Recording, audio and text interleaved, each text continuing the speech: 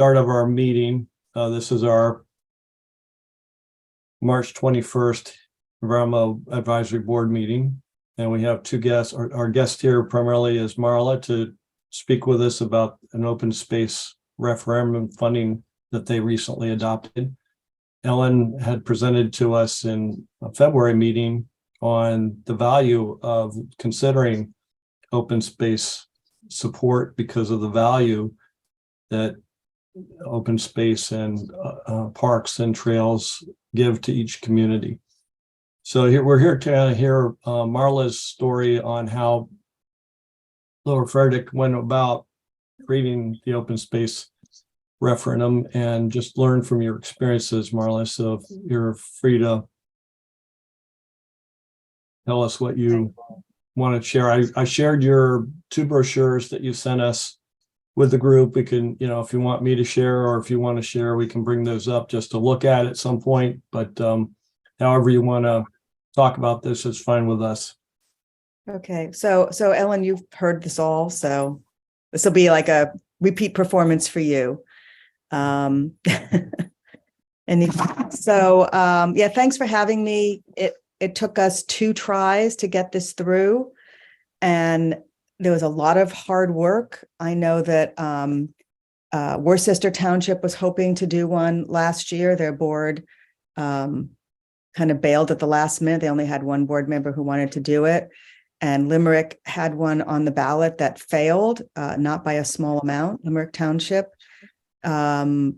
So it's not just a matter of getting it on the ballot, and that's going to be kind of my theme, is there's a lot of steps you need to take. There's a lot of education. There's a lot of fact sharing, information sharing you need to do with residents. So let me just, I'll just tell our story. How much time do I have? Don't want to babble on forever. You're welcome to take as long as you need, 20, 25 minutes. Okay, good. Allow time for discussion if people want to interact with you, whatever you feel comfortable with. Okay. So first of all, a little bit about Lower Frederick. We're a relatively small township in Western Montgomery County. Limerick is our neighbor on one side, which is a large, very densely populated township. And on the other sides are places like Upper Frederick and Upper Salford and Shanksville Borough, which are mostly small, semi-rural communities. And we're kind of in between those two. And in recent years, the demand for housing out in our part of Montgomery County was increasing, and developers were buying up large tracts of land. We have a lot of old farmlands, 30, 40, 50, 60, 70 acre pieces of property. And a lot of people who moved here in the last 10, 20, 30 years moved here because of that quality of life that they were concerned was going to go away. So that's kind of the backdrop. And then in 2019, it kind of really got into gear. I do want to be very upfront about saying this was in some ways an organic process. So I know in Limerick, I think the board was in favor of it. I think I don't know if 1 or 2 political parties were in favor of it, but what happened with us is it really came from a small group of residents who really felt there was a need to do this before all the land was gone. And so that's my first lesson learned, is if you try to have officialdom push it, I'm not saying it can't be done, but it's tougher because people want to feel they have some skin in the game, and they're just not being told what to do. So in 2019, a couple people in the community, full disclosure, one of them was my husband, got a petition signed, and this was mostly done at the primary, and we got about, I think, 400 or 500 signatures, which is over the requirement. Now, you don't need a petition to do an open space referendum, and in fact, it doesn't do anything at all, but it just tells your board, hey, a lot of people are in favor of this. So I came before the board in 2019. At that time, we had a 3-person board, and I made the motion and nobody seconded it. And at that meeting, we had a handful of very vocal residents, and I say a handful, maybe 6 or 8, who basically said, no more taxes, no more taxes, no more taxes, no more taxes. And this board listened to that small group of people rather than the, 4,900, 800 and, 95 other people who they don't know what they thought. So I'm just laying this out there because I don't know what your political issues are there. I don't know what your hot button words are. I don't know how things work in your meetings, but I'm sharing this because these are the kinds of things that can really derail it.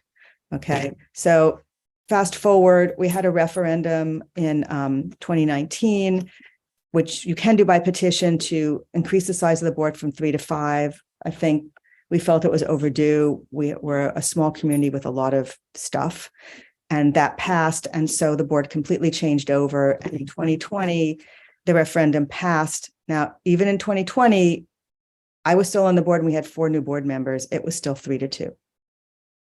So it was not by any means unanimous, and it was not easy. That's the easy part. The easier part is to get your, or at least do you have a 5-person board or do you have a board of commissioners? It's 5 council members. 5 council members. Okay, so you got to get 3 people in favor of it, right? So that's the first step. And that has to happen at least 13 weeks before. So I think we did it in July, sometime in July of 2020. Then the really hard work begins. Okay, so how do you convince 51% or 50 plus 1% of your voters who show up? And this is an odd year, so I don't know what your turnout is like in an odd year or what parties turn up more than others, but how are you going to get 50 plus 1 to vote for this? It requires a lot of education. And that's the hard part. It takes a lot of work. It takes a lot of people doing it. It takes a lot of creativity. It doesn't take a lot of money, but it takes some money. Most of the money spent on this was on postage, photocopying. And it did pass. I think it passed by about, I want to say it was close to 55%. But even at the polls on the day of the election, our tax collector, who was a Republican committee person, was standing at the door of one of our polling sites, handing something out saying, vote no, vote no, vote no, vote no, right? No reasons, just vote no, it's a tax, vote no, they want to tax you. So what I'm trying to say is don't underestimate the power of the opposition, whatever that opposition is, if it's political opposition, if it's business opposition, whatever it is, you're going to have people face with it and think about how do you counter their arguments. So I also want to talk a little bit about how we decided to pick the amount. So when we first started our conversations in 2019, we wanted to do it, I think it was 0.015%. And that was going to gain us about a quarter, again, we're a 5,000 person community. That was going to get us about $250,000 a year, which was a really good amount of money. And then over time, we realized that because of the opposition to it, we wanted to make it a really painless tax, because whatever you want to say, it's a tax. You got to own it. It's a tax. It's going to cost people more money. And so we went from, I think it was 0.015 or 0.0015 down to 0.0005. So 1/3 of what we originally wanted to have it as, that's what we ended up putting on the ballot. I'd also really encourage you to think through what that'll look like. We did it as an EIT, which I think is the way to go, because property taxes don't hit people. It hits people. Higher income people pay more, lower income people make less, and people on fixed income pay nothing. So we felt, and you probably will too, that an EIT is a much fairer way to do it. So it turned out for us to be 50 cents per $1,000 of income. And that's what we ended up with. It's not a lot of money. It doesn't go very far in our little community, but we passed it and we got it. So think about where you want to put the amount of. So let me mention a couple of things people said about it. First of all, they said, oh, this board just wants to tax you to death. We don't need more taxes. We have enough open space. We have these parks. We have the Perkiomen Trail. We don't need any more open space. which was completely untrue because with the developers buying up land, not having the open space fund means we didn't even have the opportunity to buy little slivers of that land because we didn't have, as most communities, we did not have the kind of money in our budget where we could throw $50 or $100 or $200,000 at a project. And I don't know what your budget's like, but I'm assuming you probably don't have a lot of extra money in it. The other thing they said was, oh, well, the board's just going to use this money to buy up all the available land and then we won't have a tax base. Well, that's ridiculous because you can't afford to buy up a 50-acre piece of land on this fund. We're talking millions of dollars. So that was not going to happen. So the education process, we did two things, one of which I think was very effective. The other one is, I don't want to say it was less effective, but it hit fewer people. So in our community, we have a very active group of residents who come to our meetings. We have typically 25 or 30 people at each of our meetings in our small community. It's very unusual. It's just is. And so we had a series of presentations at our meetings once we passed the vote, not at every meeting, but I think we had 3 or 4 of them. We had people from different nonprofits come in and talk about open space and talk about streams and riparian buffers and things like that. Now that's great if the 25 people are influential and tell 50 of their best friends, but that was really more because we had residents ask us for education, so we did it. The more valuable thing, and I think this is why we ended up having it passed, was, and I say we, there was a small group of residents, maybe 6 or 8. I tried to stand on the outside. I did not officially join in. So no officials were involved in this. It was really organic. They reached out to Natural Lands and Heritage Conservancy and said, hey, we have this on the referendum. Could you help us with a flyer with information about this and why it's a good thing, you know, with the pros and cons, with nice pictures on it. And I'm sorry, I can't remember. One of them did the designing and printed them and sent it to us for free. And I can't remember which organization. The other one, I think, did it as a PDF. And I think then we printed it.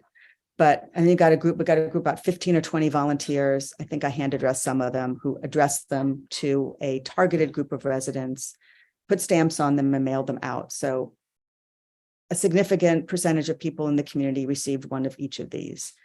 And then on election day, you need to have people at all the polling places with this or something like this to hand out to people to tell them.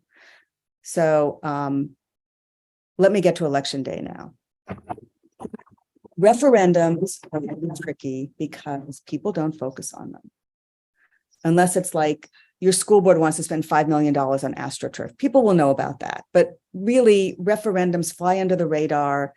And especially in, you know, in an off year. So in a year where you're having local elections, and I don't know what it's like out where you live, but where we live, the school board elections get really ugly and nasty. So we had this on the 2020 ballot where we didn't have local elections. So it didn't interfere with any of that local stuff. So think about that too. What are the issues going to be in your community and how this will compete with it?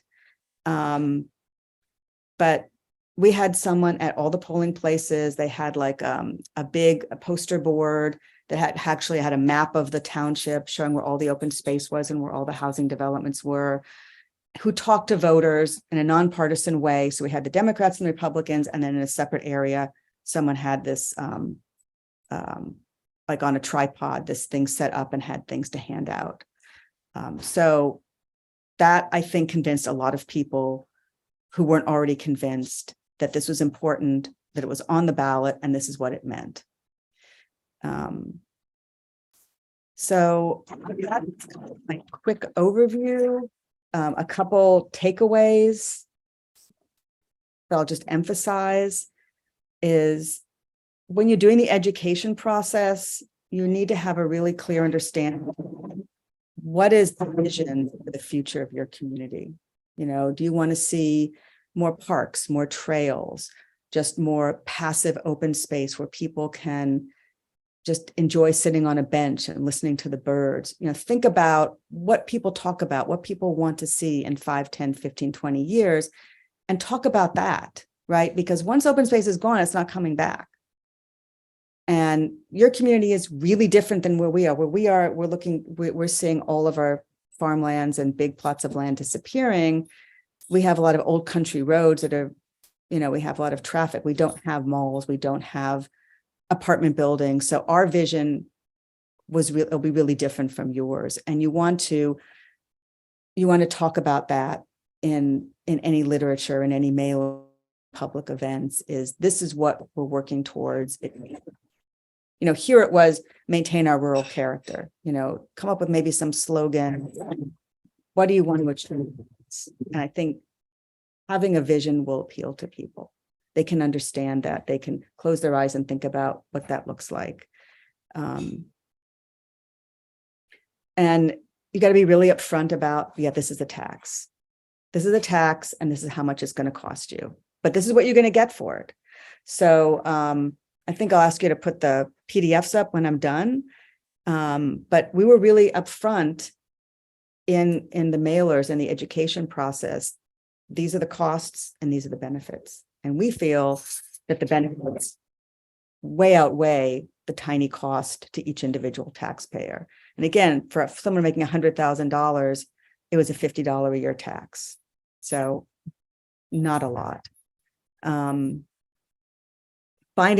allies. So like we had allies with the Natural Lands and Heritage Conservancy.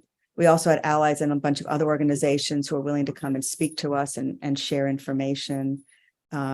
We did not have something like a website or a Facebook page. If you have the ability and the time to do that, I would absolutely do that. If you can push people there, put that on your literature, and you can put more information like the return on investment study, which is now out there and complete. Pack it up with a bunch of links about, why you need trees and why you need riparian buffers and the value of trails. And if you can push people I'd recommend, honestly, probably, I don't know what's like there. Our Facebook pages here have a lot of crazy stuff on them sometimes. So up to you, but anything you can do to help with the education process and give people more information is really valuable. And push the benefits of this. A lot of benefits, and it's very small cost. And ultimately, if you don't do it now, what's your community going to look like in 10 years for people who want to live there and raise them?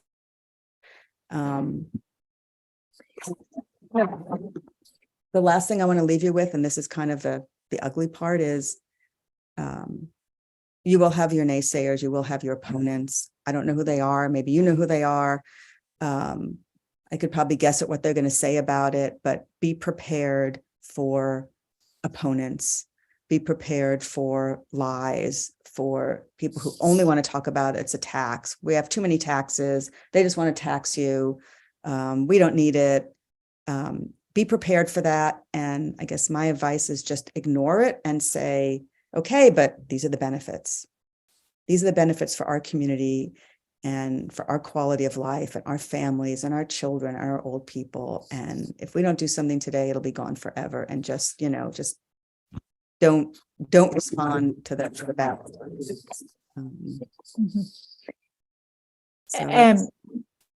Marla, I was wondering if you could just really, in a quick summary, talk about the success story you've had since putting this in place, that you're already leveraging those funds to purchase open space. And it's so quick. I mean, it's only 2020 and you're already enacting. Right. So it's been 2 years. Okay. So let me also talk about, this is kind of the next step, but our solicitor, then we talked about what do we do? What do? You have an open space fund. Now what? And I've seen there are different models. I'll use Skip Back as an example. Poor Skip Back, but anyway, they're sitting on at least a couple $1 million. They've let their board decide what to do with the money, and they're developing like crazy, even though they have a lot of money. They're just choosing to not talk about it. So transparency is a huge deal for us. And I think telling people you're going to be transparent and you can tell them everything is a really good way to go. And our solicitor recommended to us that we set up an open space committee. So we went through we enacted an ordinance, we came up with policies. We interviewed people for a 7-person open space board. We had more people put their names in than we had space for. Some of them were spoilers. We didn't want them on the board because they were in it for the wrong reasons. So we have a great group of 7 people on the board. And the first year the open space committee stood up, they did a public event. And it was really well attended. I think we had over 100 people, which is good for our small community. And they had like maps of the community, and people could come in and say, you know, this is my priority, and you know, this piece of property is important, and this little woodlands is important. So we went out right away and started demonstrating to the public how we were going to proceed and what kinds of projects we were going to work on. So really, right from the get-go, people saw that there was action. And that's also really important because you've asked them to agree to a tax. You have to show them we're going to do something. And yeah, Ellen's right. We have an 80-acre property in our township across from a park. That's just a beautiful property. Now, unfortunately, we applied for a grant, and the county agreed to put up, I think was it 35%. Or 40%, and we put up, I think 12 or 15%. We unfortunately did not get the grant funding. We're going to apply again, but we also have another property we're looking at. We may apply for grant funding for. So people are seeing there's activity. We're discussing these things at our board meetings, and the Open Space Committee put together a, what is it called? Kind of a score sheet for projects. So they came up with criteria how to score different projects. So if you have 3 projects you're looking at, which are the most important to look to fund? Okay. And so that setting up the criteria was also very transparent. A lot of it came out of the public event. And then we discussed it multiple times at our Board of Supervisor meeting. So that was always very clear. But for us, having it a separate entity that developed priorities, that reviewed possible projects, and then presented them to the board for our approval, for us, that was really important to show the public that there is a semi-independent process that we're going through that is transparent and that is fact-based, having the scoring.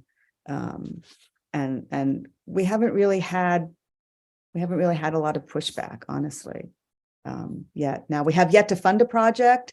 Our money doesn't go that far because we only have 5,000 people. So it'll take a few years to build up, but you can absolutely leverage grant funding. You have to have just the match. And so that's really the value of having this fund, is not having to dip into your budget. And again, with us, we couldn't come up with $100,000 or $200,000 out of our budget. There's just no way. So we're hoping that soon we will have funded our first project, but it's taken a little time to get going. Great overview. Thank you, Marla. That was really wide coverage of everything that's involved. Board, does anyone have questions about what Lower Frederick went through? I have a couple of questions. Okay.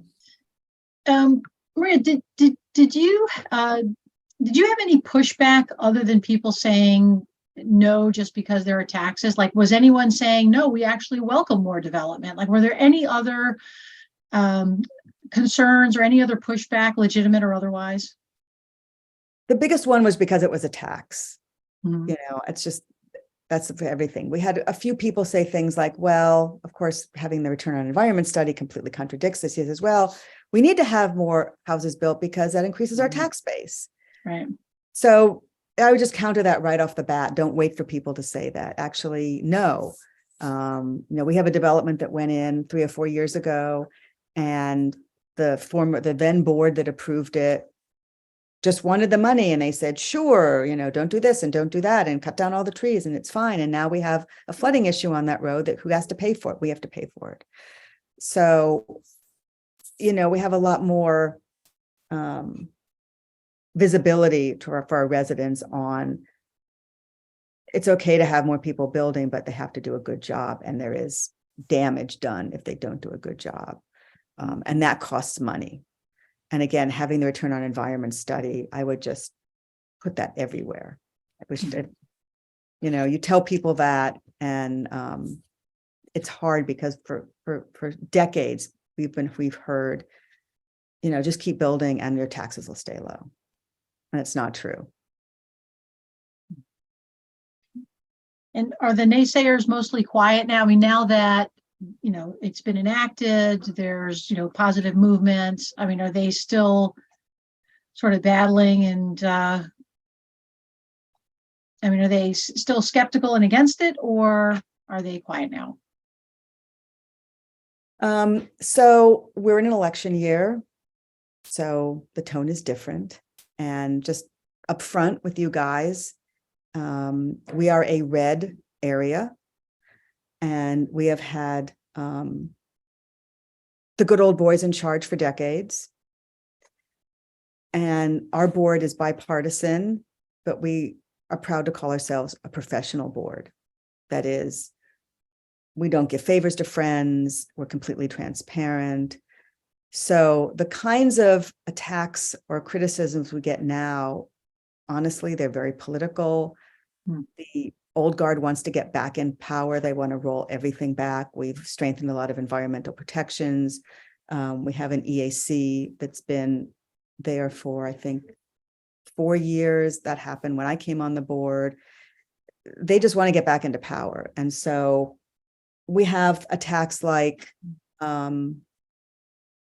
are you choosing that project? And why don't you spend the money on playground equipment? Or it just kind of piddling away at the edges are not really legitimate attacks. It's, but it's anything to try and tear us down and show the community that we're not doing a good job, or, we're not being completely transparent. But we really haven't had it, because I think because it's such a small tax, people haven't really noticed it. Their property taxes go up, they notice that, but this tax is so small. And now that they see us taking action, it's kind of a non-issue, except, like I say, for the very small vocal minority that just is not happy that we're making the decisions and they're not. But that's our particular situation. I don't know what your situation is there. Thank you. Anyone else? I think, I'm sorry, Bill, is it okay? I have one other question, if that's okay. Yeah. Did you outline or highlight any specific projects, like when you were trying to position this and educate people around it? Did they say like, well, like where, like what land are you going to buy, or what are we talking about? Like, were they looking for you to highlight something specific right out of the gate?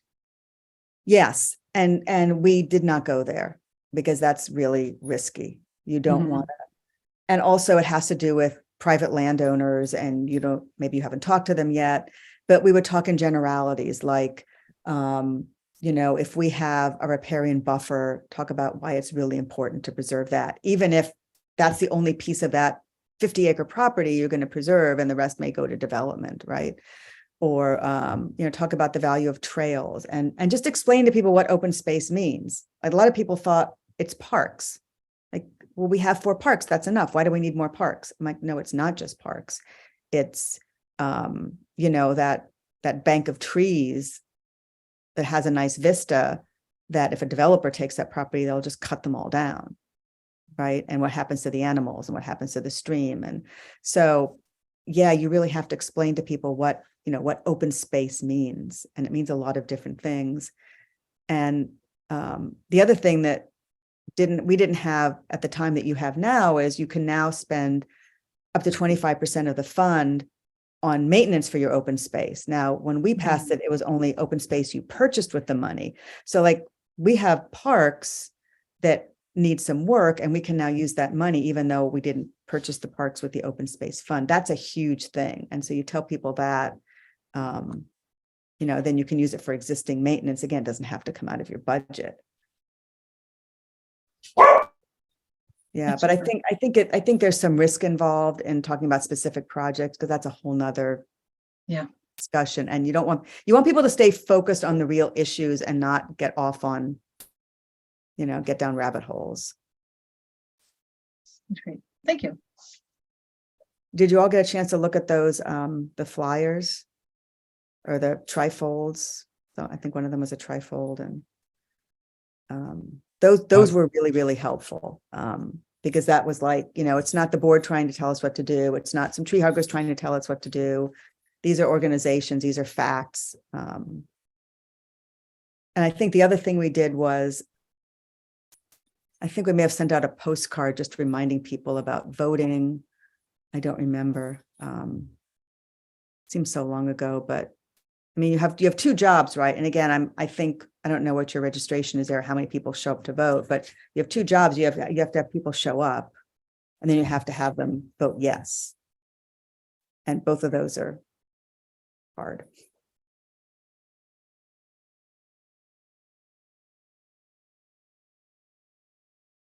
Yeah, anyone else? Any questions, comments? I think, one thing I see as our possible challenge is we don't have a lot of open space that would be new access points. But I think, to me, the value of adding a trail system within the township for the health benefits and ease of getting around the township for people who, want to use it for recreation, even to go to appointments that are local, would be of extreme value. And so selling this to a community to think, well, not everybody's a trail user. Some of them think that it's only for bicyclists or, walkers. I see your brochures as showing the beautiful open land you have, and that really appeals to people visually. So I'm just trying to think, how would we help make an argument that the value of preserving our parks, increasing our riparian buffers, adding trees, as well as installing this trail system would be worth this increase?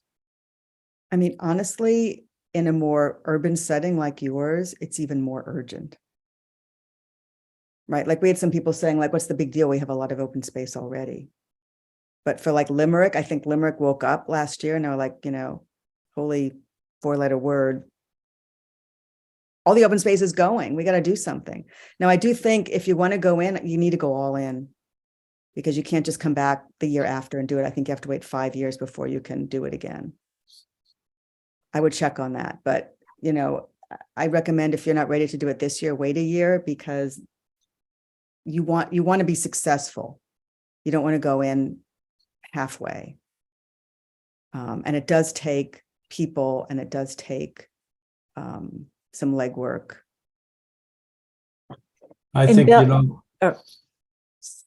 I was just mentioning, I think right now it's probably those of us on the board that have heard this story and are more interested in it, but we're all busy individuals. So to be able to lead a public outreach effort like this, when it's not an obvious signal to the population that we've got a problem, so why should I get involved in speaking up for this and creating a citizen group to promote this? That would take a bit of effort, and I'm not sure just us 5 members or 7 members are going to be able to help instill that passion in our public. Well, I mean, yeah, I mean, that's a huge decision whether to make the commitment or not. But I don't think you would have to limit it to just your board. You could find other people that perhaps they don't want to serve on the board, but they could be a part of the committee that is pushing this effort, and I guess I would say, Bill, that, it might not, Plymouth may not have the acres and acres, but I can think of even small locations that would be a huge community benefit. Like, I don't know if you guys are aware, Harriet Wetherall Park, There's an old farmstead on the Butler Pike side of that. A beautiful old farm property there. It's only a couple acres, but that's slated for development. And that would have been a wonderful, like with EIT funding in hand, that would be a perfect local park expansion acquisition. Perfect, So it may not be the same as Lower Frederick, but the impacts, as Marla was saying, are so important, even if it's smaller pieces, and then the whole that you can use it towards stewardship and maintenance. Like I was thinking the other day, just in front of the community center, there's that massive stormwater basin sitting right there, front and center, perfect for a whole demonstration, rain garden, butterfly garden extravaganza, and that's not going to be cheap. You need a lot of funding for that. So this kind of money could go to that. Yeah. And there's a lot of money out there for open space. I mean, some of them are 50-50 matches. Some of them are, 80-20 matches. Some of them you can put in sweat equity. You can take advantage of a lot of the grant funding. But yeah, I mean, if each of you knows one or two people who can contribute some time and energy, I think it's better if it doesn't look kind of official, if it's more organic. And that's why I said none of the board members went out and pushed this on their own. We wanted it to be a community thing, but I'm looking at Limerick now, and they did not do much public outreach. And there was a lot of misinformation going around, and they have a real missed opportunity there, unfortunately. And once it's gone, once that house is built and that development goes in, for generations in your community, if you want to hold on to some open space, TikTok, right? It's running out of time. And it doesn't a lot of time. There's some planning involved, but the biggest amount of time was, having someone, again, I don't know if you want to do this, but working with the two organizations to get them put together the flyers. That was maybe 2 or 3 hours of work. And then, getting an army of people to address and stamp things, but you can get anyone to do that on a weekend. Hey, can you spend 2 hours and address, 200 flyers? You just get everybody to do it, and get everybody that to get everyone they know to do it. And you need to do, I think they create a little pack, which is really the right way to do it, because people want to know where the money's coming, and you make some, what is it called? I don't know. Future of Lower Frederick or something like that. And then you got a bunch of people to donate money, and that was used for postage. So it sounds like a lot of work. It's really more getting organized and strategizing and thinking about what are the tasks you need to do, when do they have to happen, and who's going to do them. Good. Thanks. Maria. Ellen, did you say the parcel of land next to Harriet Wetherall was already sold and slated for development? I don't know the latest on it, but I can tell you that I did see a plan come through the county for a review there for development. Oh, it's weird because I know someone who lives close there, Karen, and she didn't mention it. I had lunch with her last week. So I'll have to follow up. I don't know the latest status, but I know that they submitted a proposal to develop that. Yeah, I've been a volunteer for Harriet Wetherall for years. So yeah, it's very special to my heart. Okay. Yeah, I just drove by this past week, and they've already begun the development process, Really? at least the land clearing. They've cut down all the trees along Butler. But I think part of that, I could be wrong, but I talked with John, who works at Harriet Wetherall, who does all the mowing and Yeah. stuff. I know John. He said that the family who owned that homestead or whatever is developing, I think, 2 or 3 houses, but the rest is they're actually giving to the park. So the park will expand in some capacity, I think, which is good. But yeah, it would have been great to have that whole that whole piece Right. and, Yeah. keep Yeah, those there was trees. some way to, as Bill was saying, is there some way to link all our parks with a trail? That would be fantastic.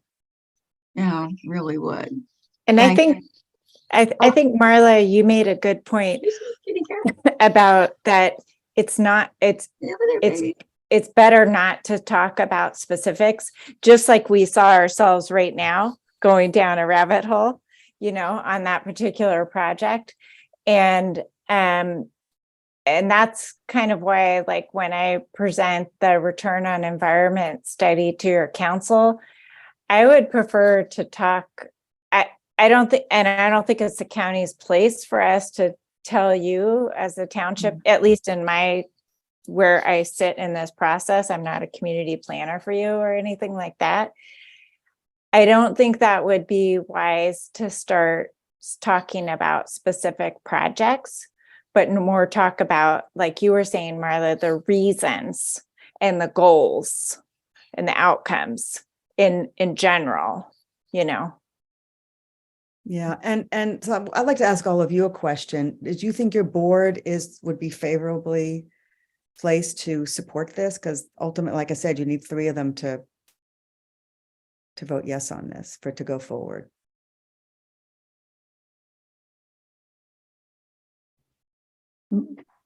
My sense is yes. I'm a member of our council. Okay, great. And the folks who have preceded me on council are also big fans of preserving open space.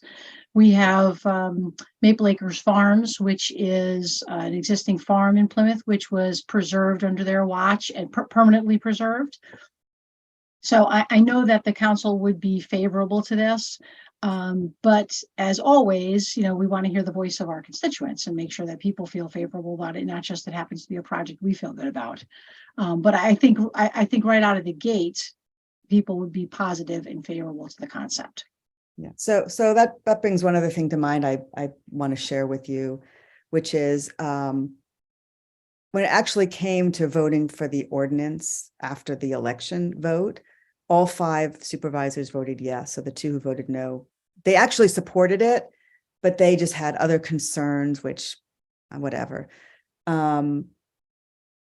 So I mean, I guess what I want to say is, I forgot what I was going to say. Isn't that terrible? Oh, I know what I was going to say is when I had people come up to me and I was out on election day too and say, you know, oh, well, I don't agree with this. And I said, well, vote no. I said, this is a democracy. And that's what I guess, you know, for board members to be, you know, and this is just my opinion. So I hope I don't offend it. My opinion is to do their job is they should hear the voice of the people. And there's nothing that's more the voice of the people than showing up on election day and casting a secret ballot. And so I just felt, and I think my 2 colleagues who voted yes felt that we would not be doing our job for the 5 of us to decide what our residents should do with their tax dollars. It was up to our residents to decide what they wanted to do and what they wanted to see the community look like in the future. And I was really upfront with people. If they said, I don't want to pay the tax, I don't like it, I said, then vote no. That's why we're a democracy. You can vote yes, or you can vote no. And whoever gets the most votes wins. And the people who were against it didn't like that because they just wanted the board to make the decision. And we're like, there was only 5 of us. Why should we make that decision? This is really important. So. I think this is a really important topic and an important conversation. I think, being candid, I think the challenge for us in Plymouth, when you talk about things like an open space, you know, fund, I think people don't see it as easily as they might in a place like Lower Frederick, where you actually have open space. Like, I think we would need education on steroids to help people understand exactly what Ellen said. Our 2, the places we can benefit from this would be around small space management and maintenance of existing facilities, parks, and spaces. So when we say something like open space funding, I think people would be like, what? Like, what other open space would you possibly want to purchase? Like, I think we would just need extra education to get people to see the benefit. Like, Ellen, I'd never thought of the space sitting in front of the GPCC, right, as a potential space to be maintained in a different way. You said it, and I'm like, of course. right? But I think most people would walk around like, sort of like not seeing some of those things that, that have so much potential. So I think that would be in front of us as a group if the group said this is something we'd want to explore. I think knowing that we need extra education would I think, sort I of don't think really- it's extra. I think it's just different. I mean, so people who said in Lower Frederick, oh, we don't need it, we're fine. Well, until you aren't, until you're Limerick. Right. And Limerick is really, I think, they probably should have done this 10 years ago, but they're really missing out on some opportunities. And I really believe that it's more urgent and it's more important in your community to have this open space, whatever it is, whether it's trails, whether it's micro parks, whether it's a rain garden, because it goes to quality of life. People don't want to live in urban jungles. They want to see trees and they want to have places they can go where there's nature. So I think in some ways this might be an easier sell, but you're right. You still need some education to show people what the benefits will be. And also the cost of doing nothing. When I ran for council 13 years ago, I was on council. I ran because I wanted to make sure I was new to the area. I was from Philly, and I wanted to make sure that the open spaces that I came here for to Plymouth would be maintained. And so I ran for council, and lo and behold, I didn't realize that most of the open spaces were already sold before I even got on the board, before I got on council. So there wasn't a whole lot I could do.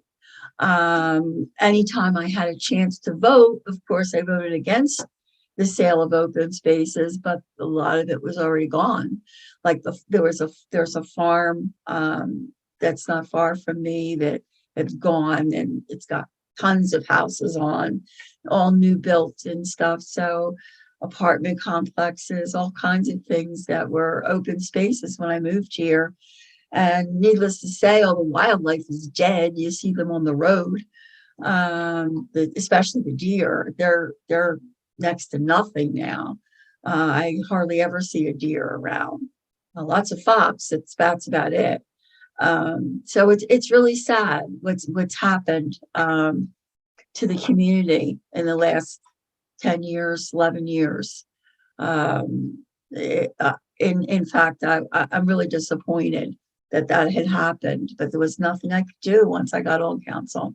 It was already sold. But that's your story, right? Yeah. Mm-hmm. Yep. Yeah.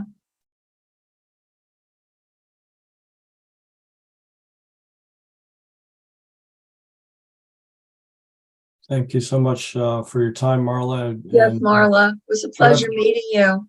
Terrific Thank you. discussion on how to go about this process. Really appreciate this insight. I think we have another couple opportunities we could talk to. Whitpain has had their open space funding for quite a while, and they're a neighbor of ours and pretty developed. So we could see what they found help them sell the issue. And then In White Marsh. Oh, I'm sorry, I meant White And- Marsh. Oh, okay, yeah. Sorry, I misspoke. Okay. And then I was put in touch with another one in Chester County, so I'll see what they have to say, and we can continue the conversation next month. I think we do have a kind of a tidy up with Ellen. She's going to come to our next council workshop meeting on Monday, April 3rd, is it? Yep. To give a presentation in person on the return on environment study, which you gave us last month. I think the only thing we had talked about at the end of the deck was to add a slide on what the benefits of this type of study would be to Plymouth itself. And I think that would be helpful to us to maybe just kind of tidy that up, see what you feel comfortable with. Yeah. Yeah, I can do it in general, but I did speak with my manager, Bill Hartman, and we both agreed that we don't want to start pointing out specific projects and be really prescriptive about it. But better to talk in general about the positive benefits. So I can look at doing something more. So I'm going to come in person and do that. Do I Yeah, like send my presentation in advance or something? Or? yeah, our IT rep, Lynn Hess will be able to put it on the. Okay, so last time I went, I actually had brought my own laptop. I connected to the projector. So what they have is, since it's in the community center, it's not an official multimedia room. So we have a traditional light projector that's on a table. We plug our laptop into the HDMI cable.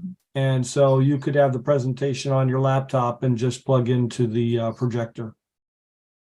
Or can I even just bring is there a laptop there? I don't think, I could ask Lynn, but I don't think he had a laptop. I brought my own.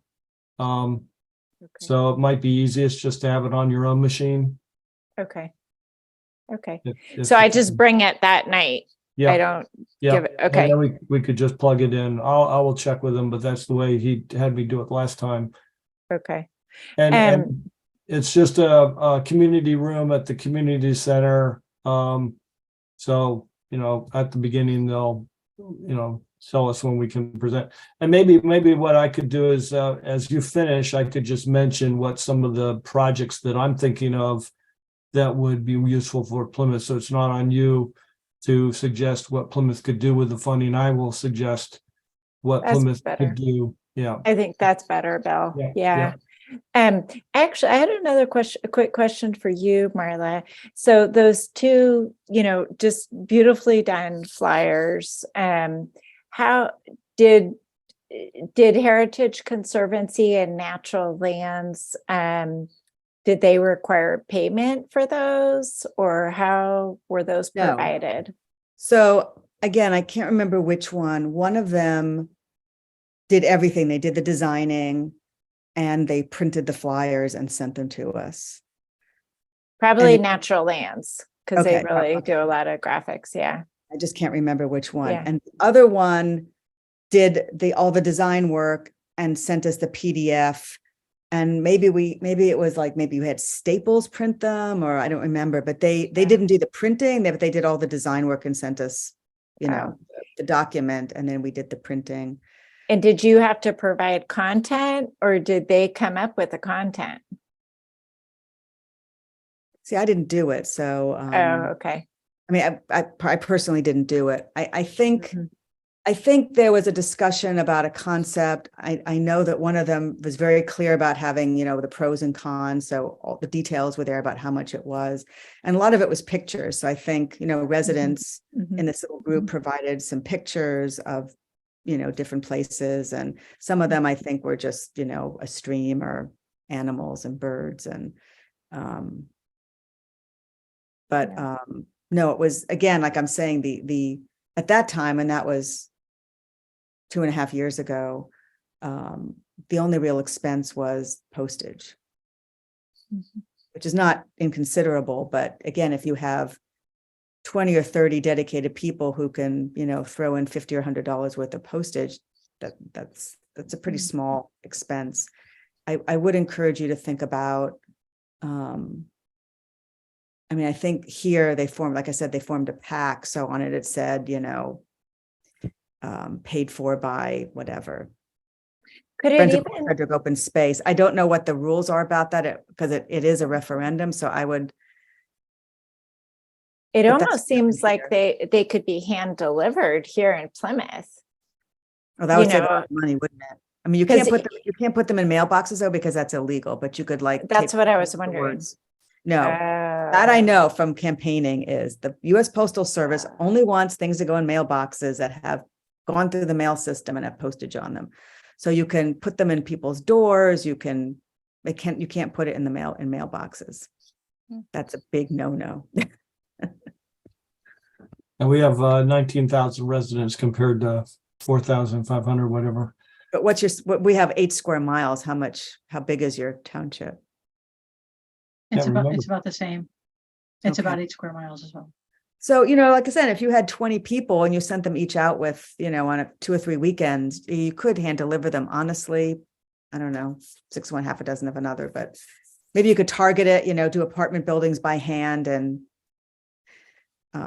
figure out how to slice and dice. But it was a lot. I mean, even for, 2,500 households, it was a lot, but you get 15 or 20 people to do a couple hundred each. It adds up quick, but the biggest challenge is this, you can talk about this until you're blue in the face, but if people show up on election day and they don't know that there's a referendum and they don't know what it's for and they don't know how they should vote, they tend to say no. So you have to tell them there is a referendum. This is what it's for. This is the advantage, and we want you to vote yes.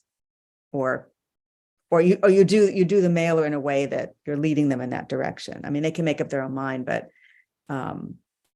you don't want people just showing up and not knowing what to expect. Perfect. Thank you so much. All right. Well, unless there's any other discussion, I'll let you two go and we'll continue our remaining items. But thank you so much, Marla and Ellen. Thanks for coming back. And Thank you. Oh, here Andy has applause.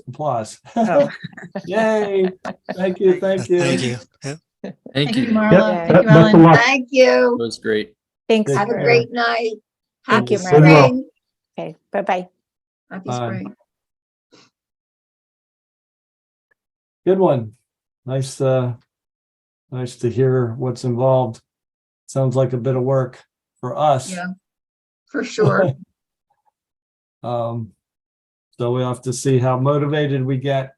It's worth at least, we'll get the discussion in front of council next opportunity here, and maybe I'll go back in the May, if I can get on the agenda for May, go back and just suggest the process for starting a referendum. Maybe by that time get to talk to Whitpain and this other community to see what they had to say about the process, so we can see if it's worth it. So anyway, I just took some notes there on that last bit when we talked to Ellen on how we would help pitch this. So this is really what we've been talking about. So I know Andy put together Andrew, put together a proposal for a web page addition to our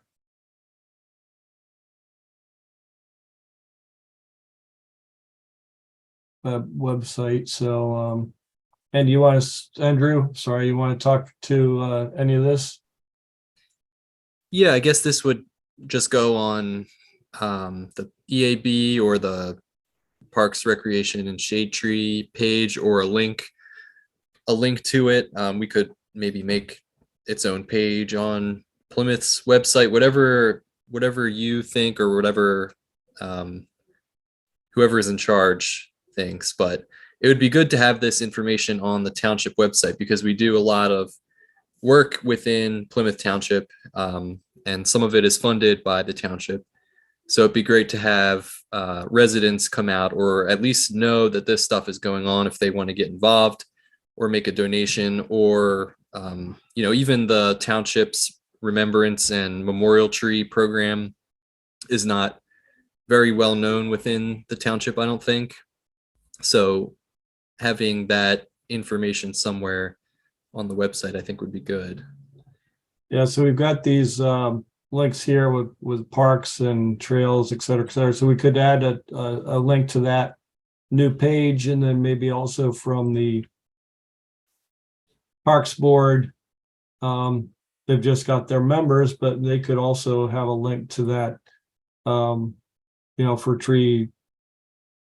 volunteer tree planting opportunities. So yeah, I think it's worth it. I'll connect with Rick Carbo just to get in touch with the chair of this group and proposed that we see if they would be willing to also put the link on their page, and we'll get a new page and tie it in from our side. That sound good?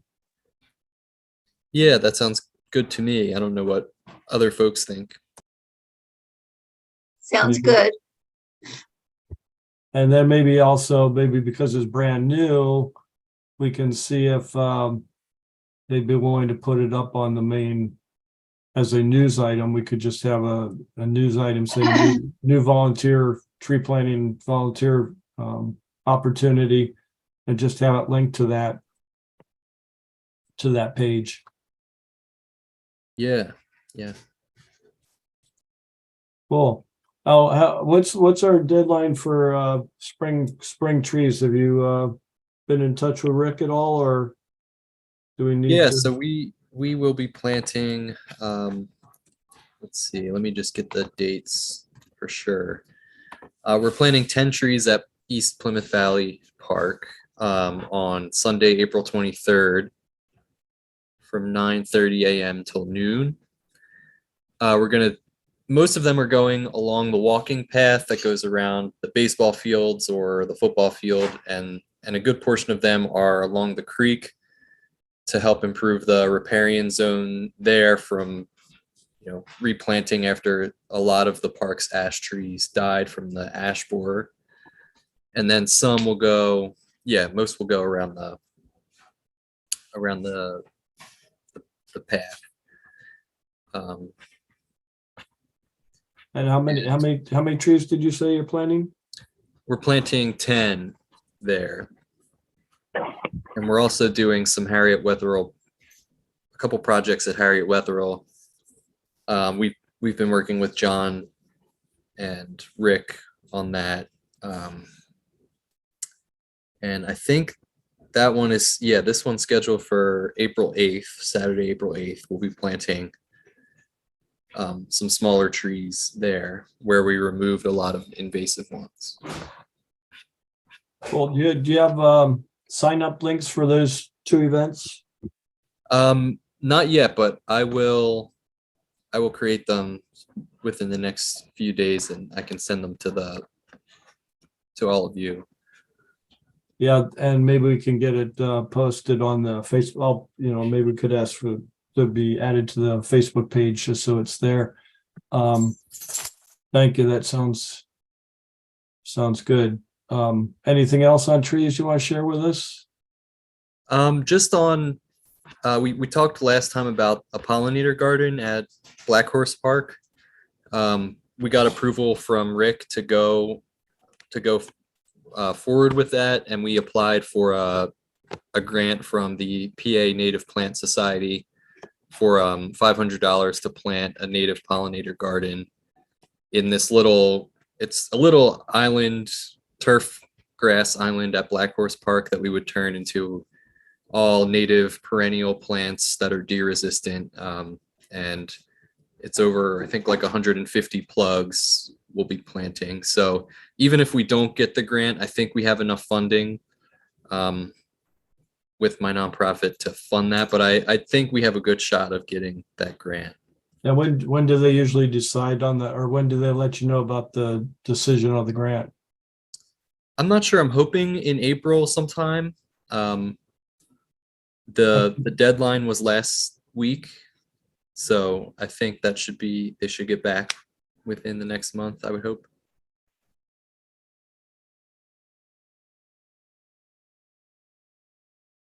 Nice, good work.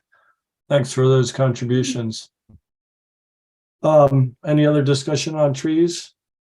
No, Natives? I just wanted to make a comment. I have experience in grant writing if anybody needs me for anything.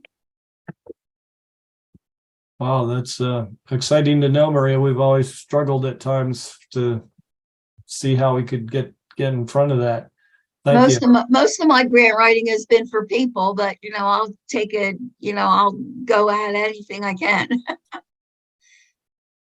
Did you put together the grant for the one you just applied to, Andrew? Yeah, I wrote that grant, and Karen Kabnick, who lives in White Marsh. She works with me with my on my nonprofit. We wrote it, I guess, Great. together. But we wrote it as a collaboration with Plymouth EAB. So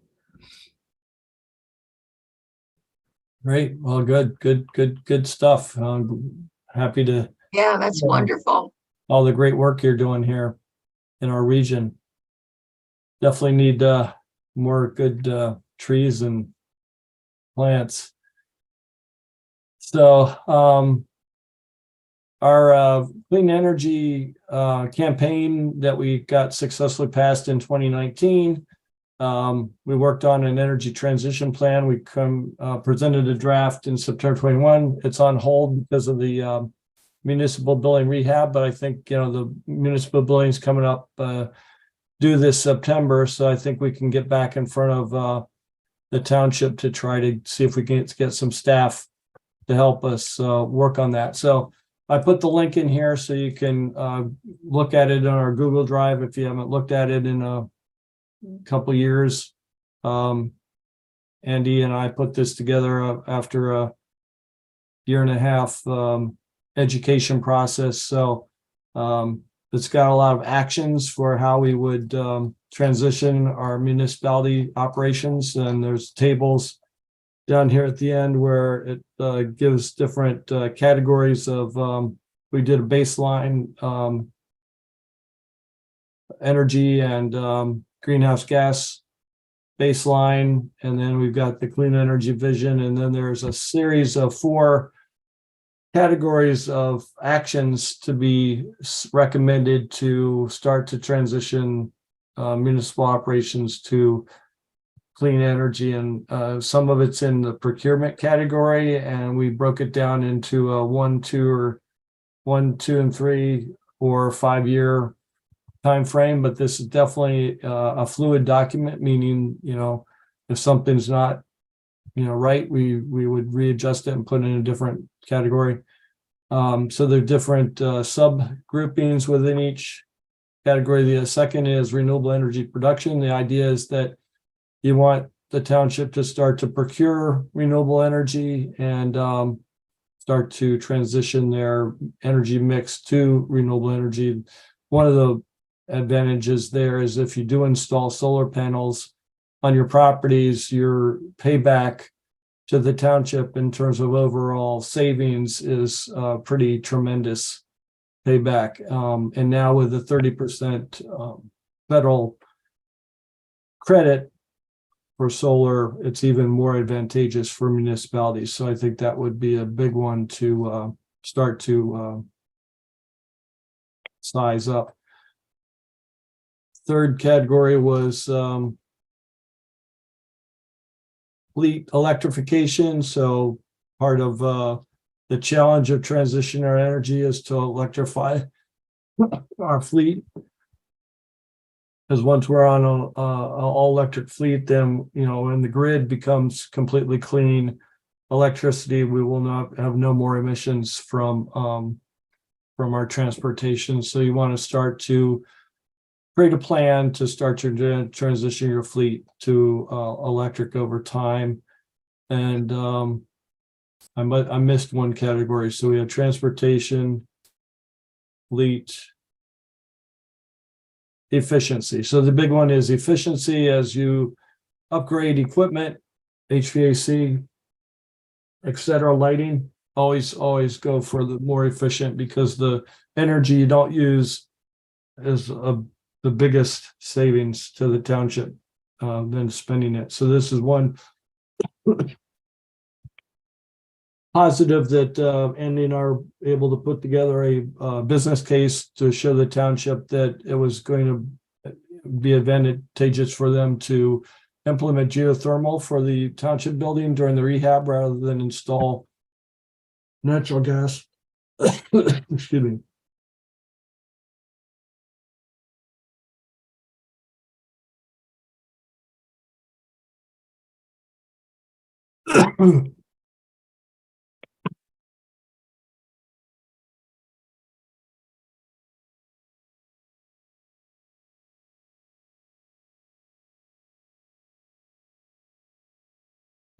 Bill stepped out. So yeah, we were able to talk about a ground source heat pump. And so the council did adopt that with the Reno plans. I don't know what the status is there. I don't know, Lynn, if you guys hear anything about that. There's kind of that. And then we won't have chargers in front of the building or anything like that for cars, but they were supposed to kind of run the infrastructure for that. So have the conduit ready and so forth, so that make it a little easier to install once the township was interested in moving forward with that. But so those are the two things that were being worked as part of the renovation itself. And I can't control his screen, so I can't keep scrolling down. Bill, I was just talking a little about the Reno, a couple things we got in the Reno. You're on mute. Yeah, sorry, Andy, what do you want to look at? No, sorry, I just picked up talking about the ground source heat pump that was part of the Reno, and then that they were supposed to do the conduit, run the infrastructure for future charging in the parking lot and so forth. But no actual chargers installed yet. But anyway, that was just info on what was part of the Reno project, current Reno project. Yeah, thanks. So I think this just is a placeholder here for us to revive this and get back in front of council.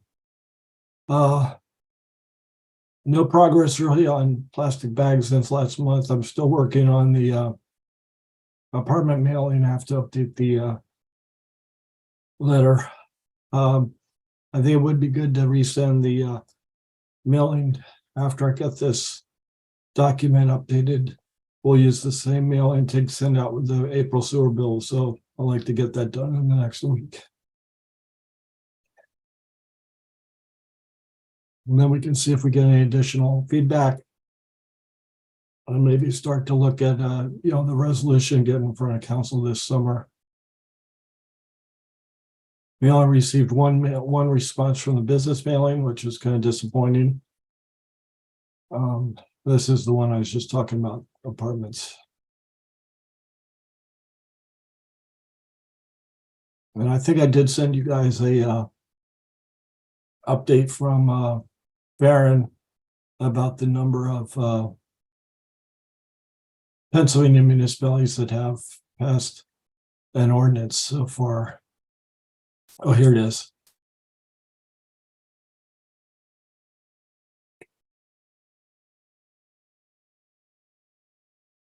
So there's other communities working on this. So we'll probably hear a lot more this summer.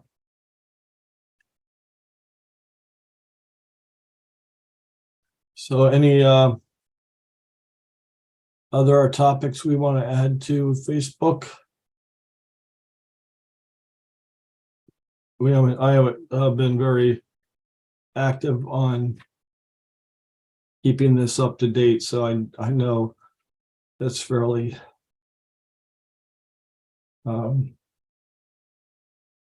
Brandon was posting our meetings when I let him know, but we haven't had a lot of things here that we've shared. Maybe I could go back and try to find, I think it was Debbie who put together that posting on the spotted lanternfly traps. I mentioned that last month. I don't know how to find it, but just looking to repost that and get it put back on the top now that it's springtime.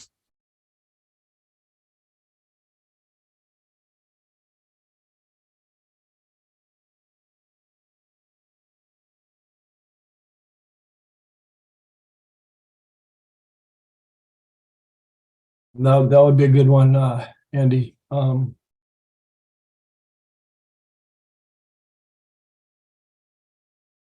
So anything else anyone wants to speak to?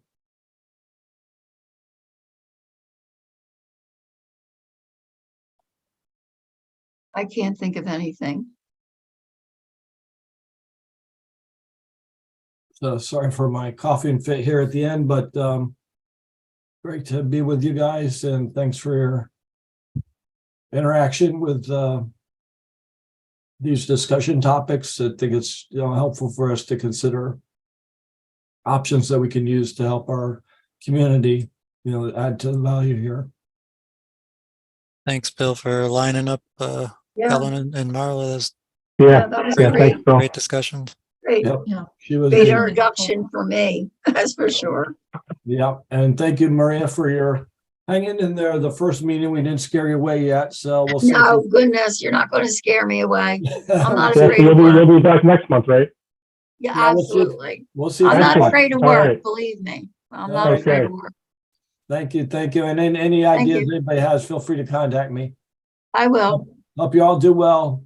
Thanks. Thanks, Thanks Bill. for, Everyone. thanks you. for that long agenda and all the links that I can Sure. read. Oh, Thank yeah. you. You're welcome.